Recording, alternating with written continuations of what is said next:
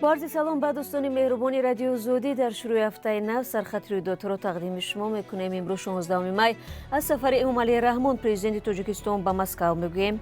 تجاوز روسیه به خاک اوکراین کشورهای تا این زمان بی‌طرف را برای عضویت به پیمان ناتو وادار کرده است. چهارشنبه و امرین علوتشویف از حکم خود ناراضگی نمودند. پروکورور ولایت مختار کوهستان بدخشان هشدار داد که گردهمایی مجازات خواهد داشت و افزایش صدمه‌ها با شرکت مجران تاکسیران. رئیس جمهوری تاجیکستان صبح 16 می با سفر کاری به مسکو رفت. طبق اطلاع رسانه‌های دولتی کشور، امامعلی رحمان را در این سفر وزیر کارهای خارجی و دیگر شخصان رسمی همراهی می‌کنند. پرزیدنت تاجیکستان در این سفر در همایش سران کشورهای عضو سازمان پیمان امنیت دسته‌جمعی اشتراک می‌کند. کاتبات سپت قبلا اطلاع داده بود که در این ملاقات پرزیدنت‌های تاجیکستان، قرقیزستان، قزاقستان، بلاروس، روسیه و سروزیر ارمنستان شرکت می‌کنند. انتظار می‌رود سران این دولت‌ها مسائل کلیدی همکاری‌ها در چارچوب سازمان، مشکلات مبرم بین‌المللی و منطقوی، همچنین تدبیرهای تکمیلی منبع نظام امنیتی دسته‌جمعی را بررسی نمایند. ضمناً امامعلی رحمان و ولادیمیر پوتین، رئیس جمهوری روسیه، آخر هفته گذشته در یک صحبت تلفنی افزایش ناآرامی افغانستان را بررسی کردند. در حالی که سپت 30 سالگی تأسیس یابی‌اش را جشن می‌گیرد، پیمان ناتو در حال توسعه یابی می‌باشد. بعد از 10 ساله‌های سیاست بی‌طرفی، فنلاندیا و شوئیسریا می‌خواهند عضو پیمان ناتو شوند. دو کشور شمال اروپا از سیاست‌های تجاوزکارانه روسیه نگران بودند.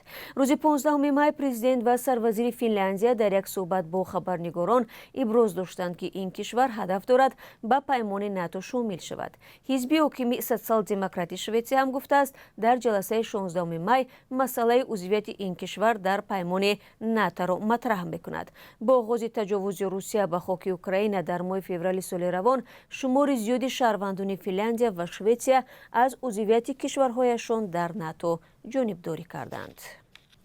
چهارشنبه و امرالدین علوتشویف، چهره‌های شناخته در میان جوانان ولایت مختار کوهستان بدخشان، از حکم صادر شده در نسبتشان ناراضگی کردند.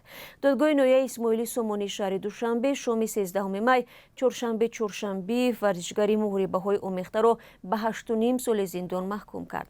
ورزشگر در دعوت به سرنگونی حاکمیت عیبدار شد. چهارشنبه گفته است حکم را قبول ندارد. پیوندان و جانبدارانش نیز بازداشت و محکوم شدن او را ناعادلانه می‌دانند. همین طور امرالدین علوتشویف همراه ادوکات‌های خود عاید حکمش به زینه بالای دادگاه شکایت برده است. علوتشویف روز 29 اپریل در رفت همگی یک مرافعه بر اساس 5 بند کودکس جنایی به 18 سال زندان محکوم شد. بنا به اطلاع ائتلاف ضد شکنجه و بی‌جزایی در تاجیکستان، شکایت کاساسیونی را باید اکنون دادگاه عالی بررسی نماید. ضمناً همکاران ما تلاش دارند جزئیات محاکمه چهارشنبه را به دست دارند و در برنامه اخبار آزادی پیشنهادی شما کنند. دوستان ولایت مختار کوهستان بدخشان شام دیروز در یک اظهاراتش که طریق تلویزیون بدخشان پخش شد، محمد باقر یکی از رهبران غیر رسمی در ولایت را به تشکیل جمع آمد در روز 14 می در شهر خارق متهم کرد.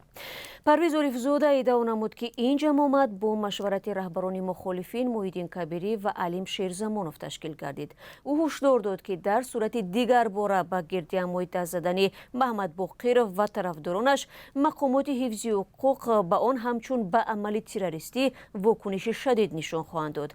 دادستانی یادآور شد برای تروریسم همچون جزا از 5 سال زندان تا حبس 1 عمری پیش بینی شده است. مسئولان کمیسیون 44 در صحبت با رادیو زودی گفتند حالا آنها برآمد دادستانی را بررسی دارند. در روسیه صدمه‌های نقلیاتی تاکسیران‌هایی که شهروندان خارجی بودند 20% زیادتر شده است. وزارت کارهای داخلی این کشور با آوردن آمار مذکور میگوید با اشتراک مهاجران در یک سال گذشته 973 صدمه ثبت شده است که در نتیجه 29 نفر هلاک و بیش از 1200 کس دیگر جراحت برداشتند. طبق رقم‌های پیشنهادی در این دوره از همه بیشتر تاکسیران‌های قرغیز باعث صدمه شدند. در جای دوم با 100 حالت زادگان تاجیکستان قرار گرفت. гирифтанд. қаблан раиси шӯрои рушди ҷомеаи шаҳрвандӣ ва ҳуқуқи башари назди президенти Русия Валерий Фазеев гуфта буд, ки бояд дар ин кишвар таксиронӣ бо шаҳодатномаи ронандагии хориҷӣ манъ карда шавад. ӯ муроҷиати дахлдорро ба нахуст вазири кишвар Михаил Мишустин фиристодааст. санадҳои дахлдорро вакилони Думаи давлатӣ низ баррасӣ мекунанд. илова бар ин, Евгений Москвичев, раиси кумитаи Думаи давлатии Русия, оид ба нақлиёт манъи кори муҳоҷирон дар таксиҳо дар саросари кишварро аз эҳтимол дур надонист. вазирони умури хориҷии Тоҷикистону Қирғизистон дар як мулоқот дар душанбе масъалаи таъину аломатгузории марзи ду кишварро баррасӣ карда гуфтанд, омодаи ҳалли мушкилот дар ин самт мебошанд. вазорати умури хориҷии Қирғизистон бо нашри як баёнияи расмӣ гуфт, мулоқоти Сироҷдини Моҳриддин ва Ҷейнбек Қулубоев дар ҳошияи нишасти вазирони хориҷии кишварҳои муштаракулманофеъ дар душанбе сурат гирифтааст.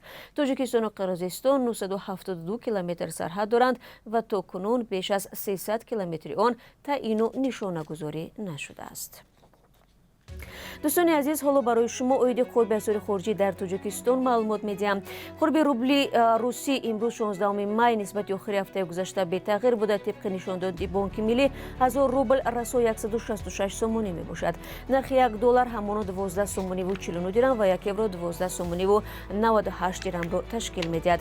бинандагони меҳрубон, ман сархати рӯйдодҳоро ба поён мебарам. соати 16 ба вақти душанбе ва 14 ба вақти Москав ахбори озодӣ нашр мешавад. мулоқоти мову шумо фардо дар ҳамин барнома хоҳад буд. рӯзи хуб дошта бошед.